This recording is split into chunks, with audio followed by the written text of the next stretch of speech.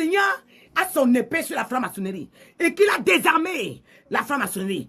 Et qu'est-ce que Dieu a fait? Il a créé la confusion entre l'ordre mondial et Poutine. Maintenant, le Seigneur me dit, il équipe Poutine. Je vois Poutine avec les anges autour. Le Seigneur dit, personne ne va le renverser. Je vais l'utiliser pour libérer, je vais créer une confusion et l'Afrique sera libre à travers ce que je vais l'utiliser. Là, non, la France n'est pas en recul en Afrique.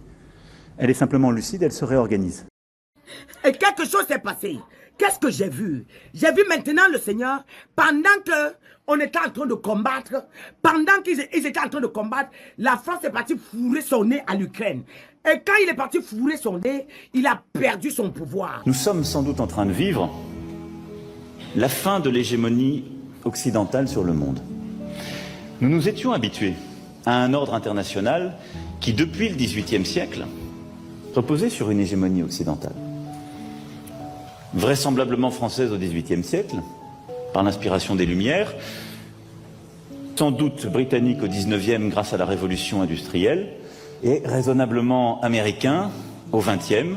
Les collaborateurs qui fonctionnaient avec les États-Unis vont les lâcher. Et quand je les regarde au marché mondial, je les ai vus rétrograder au fur et à mesure. Et j'ai vu les Africains s'avancer. Au bout, il y avait un trophée. Il y avait un trophée au bout qu'il fallait prendre pour dominer dans le monde. Parce que ça a été retiré. Et le trophée là, il y avait une puissance derrière. Et quand les États-Unis ont déposé ce trophée, ils se sont retrouvés loin. Et la Chine est venue en première position. Et quand la Chine même est venue en première position, la famine a pris le monde. Et toutes les richesses se retrouvaient en Afrique. Et maintenant, le marché mondial, les Africains se sont retrouvés en tête. C'est-à-dire, celui qui réussissait à avoir un partenaire africain, il était content. C'est comme s'ils étaient devenus, on appelle ça les denrées rares, l'or caché, qu'il fallait fouiller pour avoir. Maintenant, ils avaient le pouvoir de vendre leurs produits comme ils veulent. Maintenant, les pays européens se battaient entre eux pour pouvoir avoir le contrat avec un pays africain. Ce n'était plus qu'on les obligeait à vendre où ils veulent et ceci va s'accomplir. C'est déjà en chemin. C'est eux qui choisissaient maintenant les partenaires avec qui ils vont travailler. Ça fait que ce qui sortait de l'Afrique produisait beaucoup d'argent aux Africains. Et la richesse a basculé vers l'Afrique. Maintenant, en ce moment, la ruine,